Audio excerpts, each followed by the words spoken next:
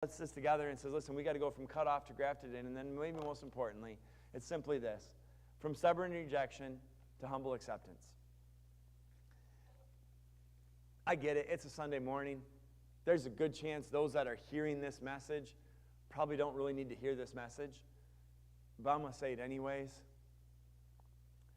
Too many people are living with their hand up at God saying, not needed, not interested, no thanks. Romans 9, 10, and 11 talk about the stubborn rejection of the Jewish people of God. They thought they were living a good enough life. They were living a healthy enough lifestyle. They were following enough rules and regulations. They didn't need the help of Jesus Christ. And Paul says flat out, they are lost, cut off, separated, and not going to receive the mercy and the grace of Jesus. Instead, he invites us to the humble acceptance, where we put up our hands and say, Jesus, I'm a mess. Will you be my master?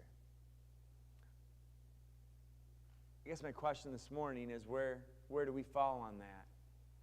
Are we ignoring our need for a Savior? In the trenches of our heart, do we feel like we're good enough? Are we just content that we're better than most? Are we moral, so we think we're more better? Or are we messy and know we need the master? This morning, church, my question is simply this. Church is a verb. How are you moving? I've heard it said often, if you're not moving towards Christ, you're moving away from Christ. If you're not moving toward Him intentionally, you're falling away from Him, maybe accidentally. Craig had already mentioned that this is September 11th, and heard a story over the last couple weeks when I was looking at this day about the Flight 93, the Todd Beamer, the Let's Roll guy, for those of us that are old enough to remember, right? The planes had crashed into the towers. The plane had crashed into the Pentagon.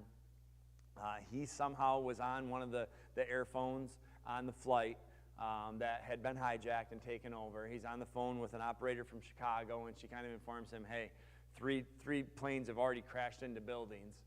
Obviously, everyone in that plane became very acutely aware that they were going to be the fourth going somewhere. Most people think probably the Capitol. We don't really know for sure. Maybe it was the White House. Either way, that became very quickly, it was a weapon of destruction. They had been hijacked. Obviously, there was already probably bloodshed. There was already, mass chaos on the plane. But Todd Beamer and a group of people are in the back of the plane, and they begin to devise a plan. They knew that their action was either going to make a difference, or their inaction was going to lead to more tragedy and death. And so on that plane, in that moment, a group of people on that plane said that they knew that in order to hopefully spare others' lives, they needed to move. It probably would cost them their life. They didn't know how it would turn out, but they knew that inaction was not an option. And so for those of us that are old enough to remember, Todd Beamer, as he sets the phone down, he says something along the lines of, okay, all right, are we ready? And as they rush the cockpit to take over the hijackers, to try to take the plane down or to take the plane away from the building,